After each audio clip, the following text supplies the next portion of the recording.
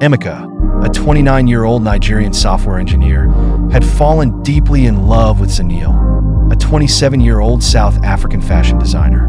The two had met at a cultural exchange event in Cape Town and instantly bonded over their shared love for music and a mutual passion for cultural preservation. Their connection was strong, and within months, they were inseparable.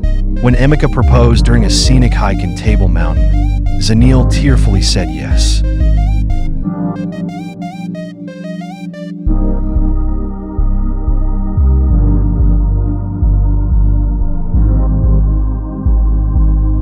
However, their happiness was short-lived as they soon realized their families did not share their enthusiasm. When Emeka shared the news with his parents in Lagos, their reaction was cold.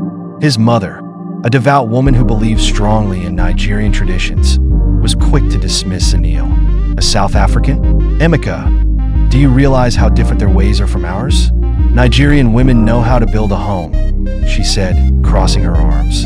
His father, a stoic businessman, simply added, marriage is not just about love. It's about culture and family. You need a wife who understands our roots.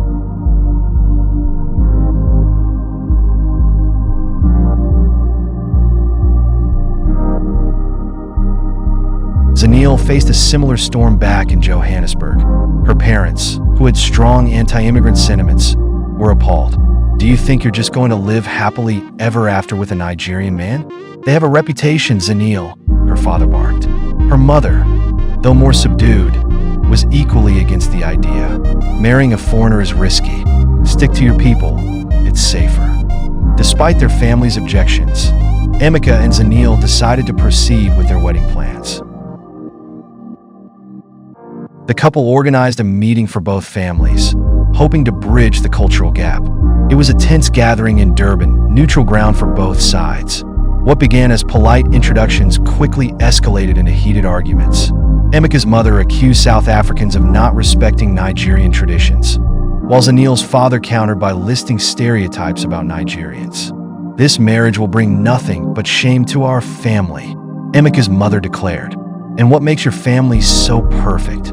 Zanil's father shot back, his voice rising. The meeting ended in disaster, with both families storming out. Zanil and Emeka, hurt but determined, vowed to continue fighting for their love. As the wedding date drew closer, both families resorted to emotional manipulation. Emeka's father froze his bank account, leaving him struggling to fund the wedding. His mother pressured him by saying, "If you marry her, you're no longer my son." Zanil's parents threatened to disown her, insisting that she was betraying her culture and family legacy. Caught between their families and their love, the stress began to weigh heavily on Emeka and Zanil's relationship. Arguments started to creep into their once perfect bond. Why can't they just see that we love each other? Zanil sobbed one night. They don't care, Zanil. They just want control. Emeka replied, his frustration mounting. The final blow came a week before the wedding. Emeka's younger sister, who had been supportive, confessed that their father had made it clear that Emeka would be cut off from the family inheritance if he went through with the marriage.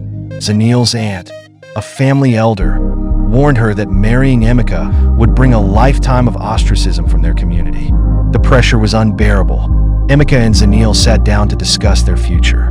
"Zanil, I love you, but I can't do this if it means losing my family completely," Emeka said, his voice heavy with sorrow.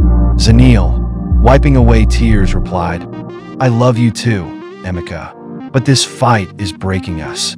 Maybe we weren't meant to be."